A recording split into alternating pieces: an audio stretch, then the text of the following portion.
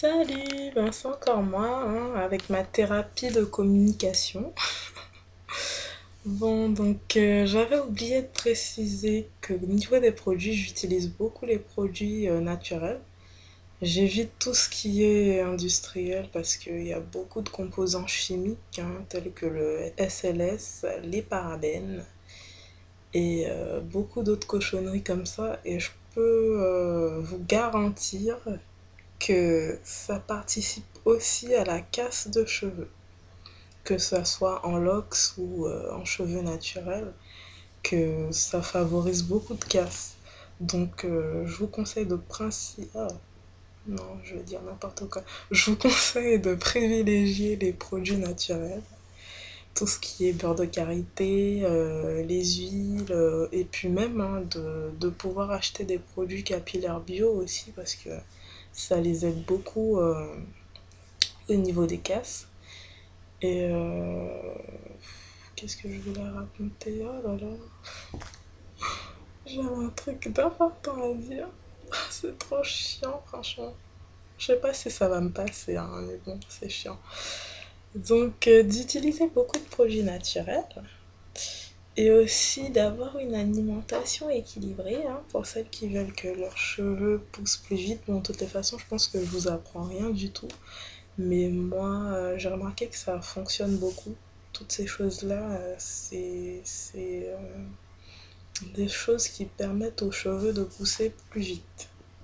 Et aussi de pouvoir l'entretenir, hein, parce qu'il n'y a pas que la pousse. Hein. Si on a un cheveu qui pousse bien et qui se casse tout le temps, c'est pas top. Donc, donc c'est important d'utiliser des produits naturels et puis vous pouvez préparer vos masques vous-même. Enfin maintenant, on peut dire que vous pouvez tout préparer vous-même, hein, les shampoings, tout ça, parce que j'ai découvert Aromazone au mois au mois de décembre. Et depuis, je commence à fabriquer mes produits moi-même. Donc je me suis pas encore lancée dans les shampoings parce que c'est vraiment trop compliqué à faire. Faut vérifier le taux d'acidité. Non, le pH, voilà. Faut vérifier le pH, à savoir s'il n'est pas trop acide ou trop basique. Enfin bref, c'est vraiment trop compliqué pour moi. Donc je me suis plus lancée. Enfin, je continue à acheter des produits en magasin. Mais maintenant, j'achète que dans les magasins bio. Parce que ben, malheureusement, hein, ce qui est fait pour nous les blacks, il y a beaucoup de produits chimiques dedans. Parce que l'autre fois, enfin, il y a une crème que j'utilise beaucoup. Bon, là, je m'éloigne un peu du sujet. Hein. Il y a une crème que j'utilise beaucoup pour le corps. Je sais pas si vous connaissez la crème Dark and Lovely. Bon, attendez, je vais aller vous la prendre, ce sera plus simple.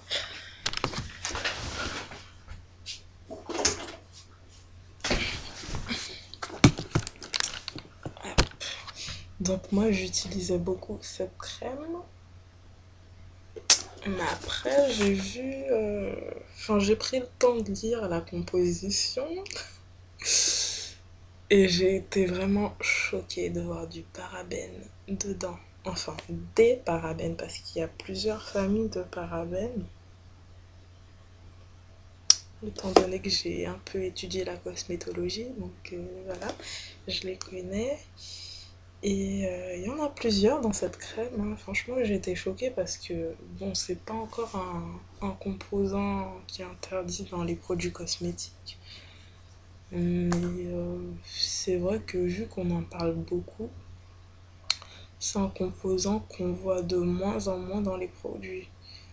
Et ce produit-là, c'est un produit qui est sorti il y a pas, enfin, assez récemment. Donc ça m'a vraiment surpris de voir du parabène là-dedans. Quand même. Bon. Après, si on n'est pas content, on l'utilise pas et puis voilà. Donc moi, j'utilise beaucoup. À la place de ça, j'utilise maintenant le beurre de karité et le beurre de cacao parce que je trouve que ça entretient déjà mieux ma peau. Et puis sachant que je vis en France avec l'eau calcaire, ça fait pas bon ménage avec nos peaux. Donc je préfère utiliser ces choses-là plutôt que la crème avec le parabène dedans. Bon, c'est vraiment dommage parce que c'était une crème faite pour nous. Mais bon, voilà, j'aime pas le parabène.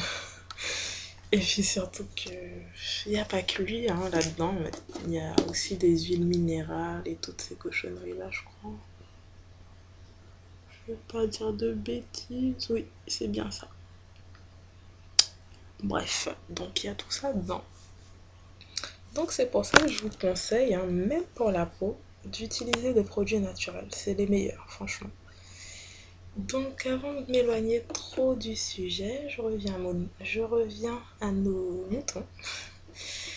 Je parlais de mes cheveux, oui, j'utilise des produits de composition naturelle. J'insiste sur naturel parce qu'il y a beaucoup de marques qui disent qu'ils utilisent que des produits naturels. Même dans les magasins bio, ça m'est arrivé de tomber sur des produits qui n'étaient pas complètement naturels, hein. Donc n'hésitez pas à lire la composition pour celles qui sont à fond dedans, comme moi.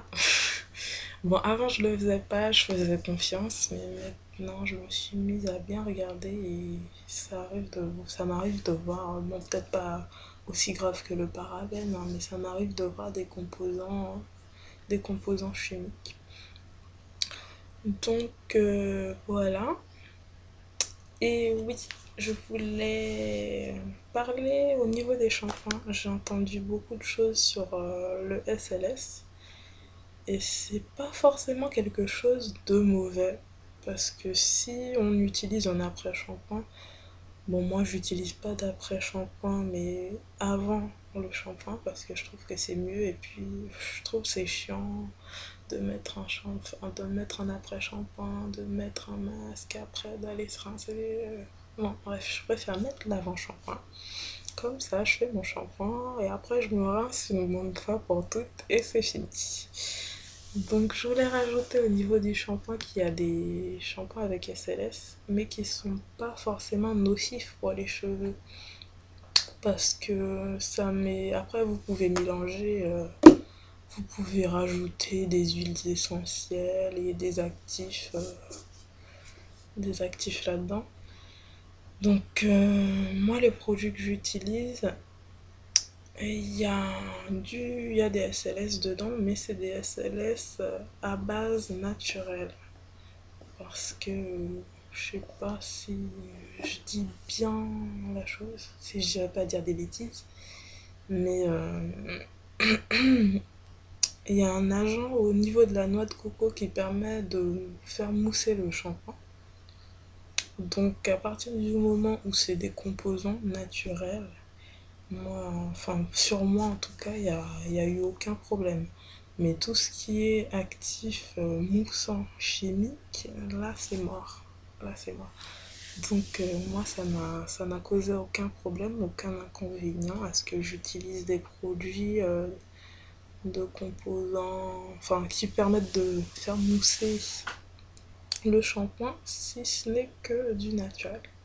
Ça ne me fait rien du tout. Surtout qu'après, ben, je me badigeonne de beurre, de beurre de karité, donc il n'y a aucun problème à ce niveau-là. Et voilà. Donc tout ce qui est naturel hein, vient de la nature de toutes les façons, et tout ce qui est dans la nature est bon pour nous. Donc arrêtons d'utiliser les produits chimiques. Bref. Donc si vous voulez avoir de beaux cheveux longs, soyeux et doux, utilisez des produits naturels et... Enfin bon après vous faites ce que vous voulez, hein, c'est juste un conseil, hein, ne me frappez pas s'il vous plaît.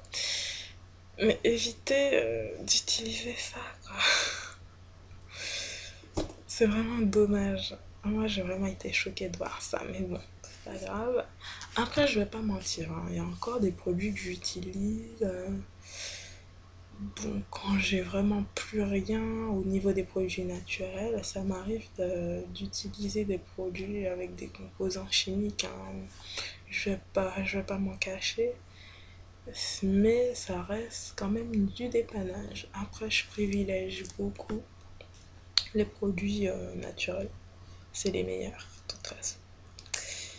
Donc voilà, je voulais parler de ça et donc moi j'utilise des avant-shampoings que je prépare moi-même et dedans ça m'arrive de mettre un peu de tout, un peu de tout. Ça m'arrive de mettre des œufs. Bon en fait on va pratiquement dire que c'est un masque, hein. Sauf que moi je le fais avant de faire mon shampoing.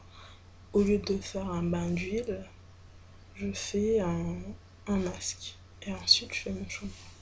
Donc, dans mes avant-shampoings, il y a du lait de coco, des œufs, de l'huile. J'avais oublié de parler de l'huile d'olive.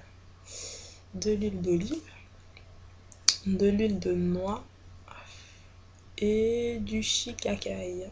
Je sais pas si vous connaissez les poudres indiennes, mais ça aussi, c'est un truc fantastique. Vraiment, quand j'ai découvert les produits naturels, je me suis dit, waouh, enfin la libération. Même pour celles qui ont des taches et qui cherchent une crème miracle, arrêtez tout de suite de chercher la crème miracle chez Sephora ou Marionneau et toutes ces choses-là. Parce que les crèmes miracles sont dans les produits naturels. Je me suis rendu compte moi-même en le testant, de toute façon. Et ça a fonctionné beaucoup mieux que les produits chimiques, quoi. Donc voilà. Je crois que je vais arrêter de faire mon écolo et je vais vous laisser tranquille cette fois-ci. J'avais juste ça à rajouter parce que bon, les problèmes de trop de mémoire, et moi ça fait un seul, hein. C'est la même personne. Donc voilà, je vais m'arrêter là et à la prochaine. Salut!